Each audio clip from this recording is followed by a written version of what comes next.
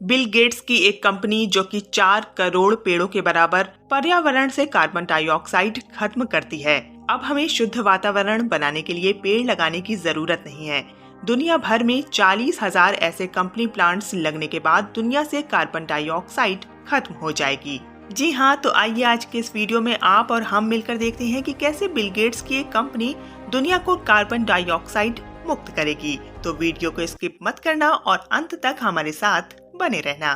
Thinking Bharat इस YouTube channel को subscribe कीजिए और बेल आइकन दबाइए ऐसे ही लेटेस्ट इंटरेस्टिंग वीडियोस के लिए जो आपको सोचने पर मजबूर कर देंगे। तो आज हम बात कर रहे हैं स्क्वैमिश ब्रिटिश कोलंबिया में बनी कार्बन इंजीनियरिंग कंपनी की, जिसमें बिल गेट्स ने इन्वेस्ट किया है।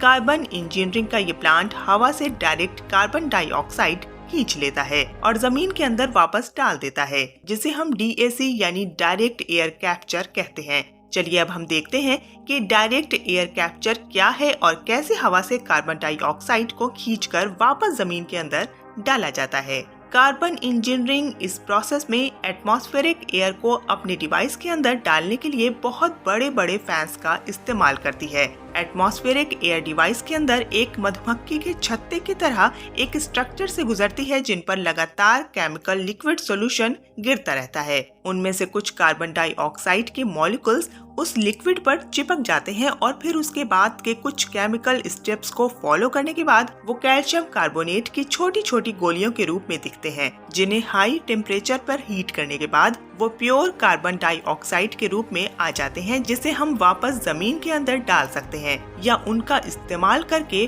फ्यूल्स बना सकते हैं। अर्थ को कार्बन फ्री रखने के साथ साथ ये प्रोसेस कमर्शियली भी बहुत फायदे की है। कार्बन इंजीनियरिंग ने हाल ही में ये अनाउंसमेंट की है कि वो ऑक्सीडेंटल के साथ मिलकर पहला कमर्शियल प्लांट बनाएंगे, जो कि हर साल करीबन 0.5 मेगाटन कार्बन डाइऑक्साइड को कैप्चर करेगी और जिसे ऑयल वेल्स से दोबारा फ्यूल बनाकर निकाला जा सकेगा। अगर आसान शब्दों में कहें तो कैप्चर्ड कार्बन डाइऑक्साइड को वापस जमीन में डालकर ऑयल वेल्स से और ज्यादा पेट्रोलियम फ्यूल निकाला जा सकेगा। मतलब एटमॉस्फेयर के कार्बन से वापस फ्यूल बनाया जाएगा और फिर वो फ्यूल से निकला कार्बन वापस एटमॉस्फेयर में जाएगा और उसे फिर से कैप्चर करके जमीन के अंदर डाल दिया जाएगा और ये साइकिल चलता जाएगा, जिससे पॉल्यूशन बढ़ेगा नहीं और लोगों का काम भी होता रहेगा। कार्बन इंजीनियरिंग इस कैप्चर्ड कार्बन से फ्यूचर में सिंथेटिक फ्यूल भी बनाने जा रही है, जो कि शायद अगले 5 साल के अंदर हमें मार्केट में देखने को मिल जाए। ये सब देखकर हम ये कह सकते हैं कि अब हमें हजारों एकड़ जंगल लगाने की जरूरत नहीं पड़ेगी। कार्बन इंजीनियरिंग न सिर्फ हवा से कार्बन कैप्चर करेगी बल्कि उसे फ्यूल भी बनाएगी। जो काम 4 करोड़ पेड़ लगाने के बाद होगा वो सिर्फ इस कंपनी के एक प्लांट से हो सकता है। पेड़ लगाने के लिए हमें उपजाऊ जमीन चाहिए और उनकी देखभाल भी करनी होगी, पर ये कंपनी प्लांट किसी भी बंजर जगह पर लगाया जा सकता है और एटमॉस्फेयर से कार्बन डाइऑक्साइड हटाई जा सकती है। इस प्रोसेस से बनाए गए फ्यूल्स 70% से 90% कम कार्बन डाइऑक्साइड पैदा करते हैं।